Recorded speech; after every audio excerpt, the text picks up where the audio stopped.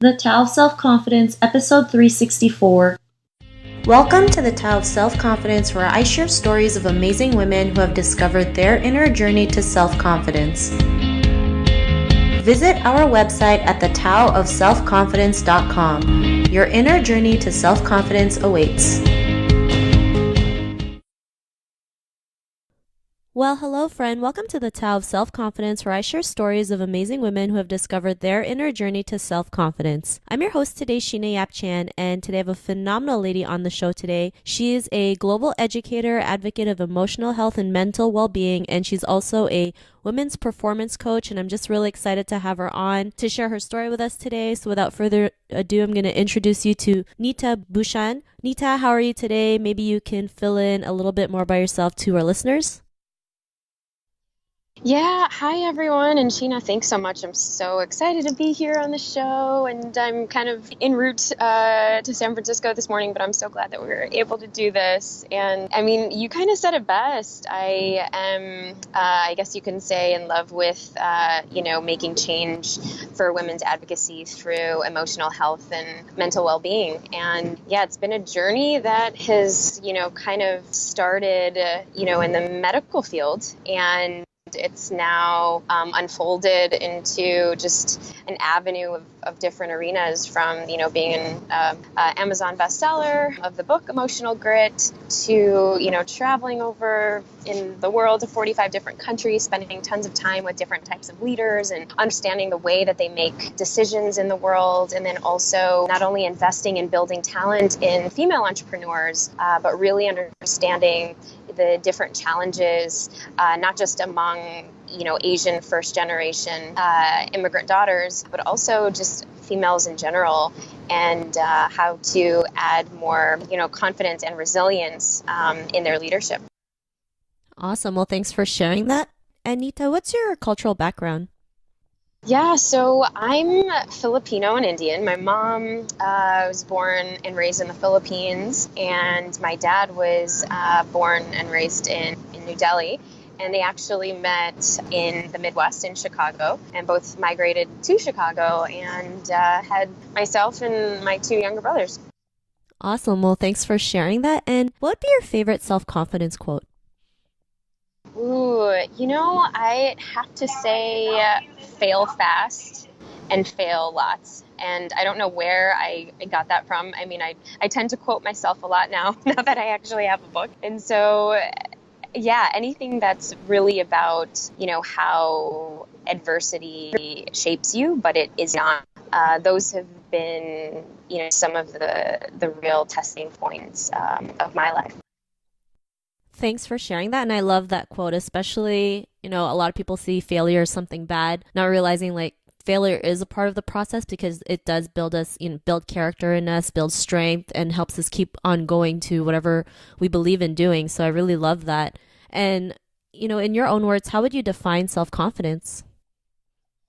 Yeah, so I would say, self-confidence is really owning your unique truths, owning and standing up for your authenticity, whatever that means to you and whatever that means to you to show up in the world. So many people, especially from, cultural backgrounds, think that confidence or their own happiness is placed on expectations of other people, whether it's society, family pressure, those around them, and they don't really understand what it means to have, or be authentic in their own way. And so it's really, owning you and filling your cup up first. That's a great definition, especially like you mentioned, growing up in an Asian culture, we've always been told, like, just go to school, get a good job, get married, and never rock the boat. Not realizing, like, that's not just one way of living. There's other different ways, but we feel like we have to do that, or else we're going to be like shameful to our parents. So I really love that you mentioned that, owning your authenticity, because I think that's something a lot of people want to do but are afraid at the same time. So thanks for sharing that. Well, yeah, I mean, I was just going to add to that. I think that, in this culture that we live in, there are such, extraordinary pressures for, women and just young people to live in this box, that, the check marks of traditional success, and the traditional success meaning, becoming a doctor, dentist, lawyer, engineer, or, having, a family before you're 30, and you don't realize all of those pressures of, checking things off the box only leads to just, zero fulfillment. I mean, that's kind of, what started, and we can kind of talk about this later, but what started my, my path into charting different waters. Thanks for sharing that. And Neeta, what was your life like before your discovery of self-confidence? Yeah, that's a great question. And I have to say, my life before this was all marked by, the validation of other people, what other people thought, how I could please and make everyone else happy except for myself. And what I mean by that is I grew up on both sides having extraordinary pressures to perfect. On my mom's side, every single person was my mom and my great-grandmother and my grandmother and all of my aunts and all of her cousins and her sisters were all pageant queens. And so they were, competing. I remember my grandmother competing even when I was, 10 years old and she was 60 in a pageant queen competition. And on my dad's side, it was all about educational driven success. And my grandfather was, he's the ambassador to UNICEF. And so he traveled and he spoke 23 different languages. So the combination of that was very, very inherent to,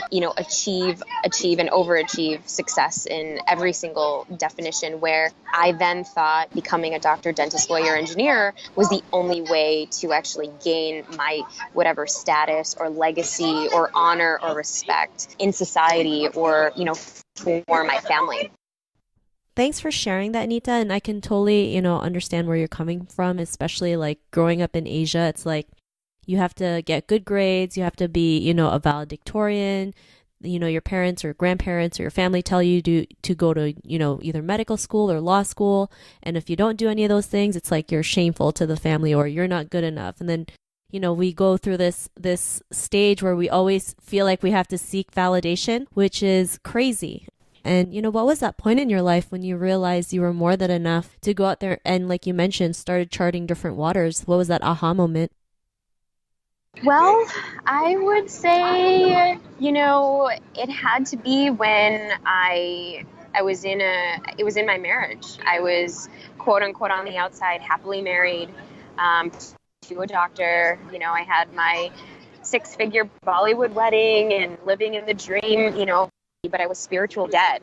I didn't really know who I was on the inside, and I felt that I was chasing these external factors that were just making me depleted. And not only that, I was living this lie because I was in an abusive marriage. And so that aha moment came when I said to myself, and, of course, it was a girlfriend, to be honest, that actually asked me this question. She's like, "Are you happy?" And it's almost like she already knew the answer to that question because, and, we had known each other since we were 15. And, she just plainly said, you don't have to live this way. And that was literally almost the permission and the catalyst that really changed things, 360 degrees, or, kind of going back full circle now that I'm, where I'm much stronger and in a different space than I was about 5 years ago when this whole discovery process began. But it was the idea that, okay, I left my traditional career. I retired from the profession. I sold my business. I moved cross country to San Francisco and really began to develop myself in a way where I then traveled to 45 different countries and, was constantly asking the questions, is this really the life that, we're meant to have? Being able to make those mistakes and, learn from others and not just those that are in your industry, having the quote unquote doctor's mindset. You think that, your word is so valuable because you studied for so long, but honestly, really redefining what that means to actually have success in your heart, your mind, and your soul. Thanks for sharing that. And, it's great that you were able to get out of, something out of your marriage, especially when it comes to domestic abuse, because, we hear reports where women are too afraid to leave because they're afraid of the unknown. But, your friend helped you realize like you didn't have to live that way. And now you're doing your own thing. You're, like you mentioned, you travel to 45 different countries, you're speaking, you're helping people out there. And, to the woman who's listening to your episode, she may be in a similar journey to self-confidence. What would be that one tip you would give to her? I would say, a few things before that, but you've got to realize there's three different mindsets. The first mindset is the victim mindset. And the victim mindset is, I can't do this. This isn't going to get any better. I should probably settle. Things never work out for me. And it's always, why me, why me, why me? The survivor mindset is, wow, I've lived through something. Something, happened, but it happened for me, not to me. And you've lived through the traumatic or the painful situation. And the thriving mindset is somebody that grows voraciously in a way where they flourish and they prosper. And so I would ask to the woman that is listening, to your listeners that are listening to this, is what kind of mindset do you want to have? And what are the stories in your life that actually shape who you are and how you want to carry your life, today, tomorrow, the next day, the next hour, the next minute? Because every single point we have, a time to choose. We have 24 hours in a day. We can make several different kinds of decisions. And you are not your emotions and you are not your decisions. However, we can make better decisions as we are more aware of our perception and our perspectives.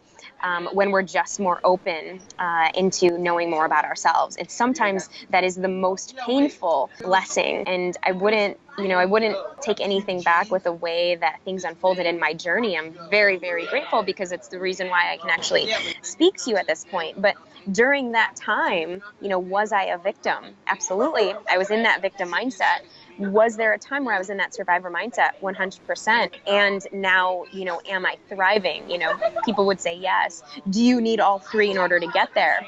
That's a choice that you make. Thanks for sharing that. And I love that tip that you mentioned, and knowing those three different types of mindsets can really help us open up and realize what we've done in our lives as well. So thanks again. Yeah, of course. My pleasure. And if our listeners wanted to get to know a little bit more about you and what you do, is there any links or social media profiles we can connect with? Yeah, I'm really active on Facebook.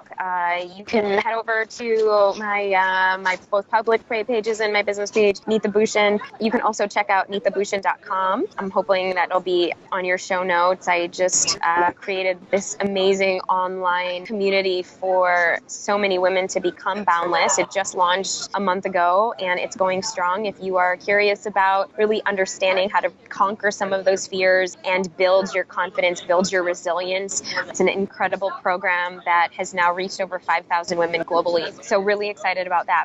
Thanks for sharing that. And to our listeners, if you want to connect with Neeta, you can also head on over to thetaoofselfconfidence.com and search for Neeta's name. Her show notes will pop up along with everything else we talked about. And I just want to thank Neeta for taking the time to share her story and journey with us on self-confidence. So thank you so much. Oh, Sheena, my pleasure. And for those of you listeners, thank you so much for bearing with it. I'm hoping that I added value into your lives today, and that you could actually take, in just even one nugget from this conversation, even though it's been a little noisy on the Caltrain this morning. Not a problem. It was great having you on. It's always good to, have this kind of stuff, just living the, having the authenticity. It's what I love about, creating this show. And to our listeners, be on the lookout for another new episode of another amazing woman's journey to self-confidence, and we'll talk to you soon. Bye for now. Thank you for tuning in to another amazing episode of the Tao of Self-Confidence.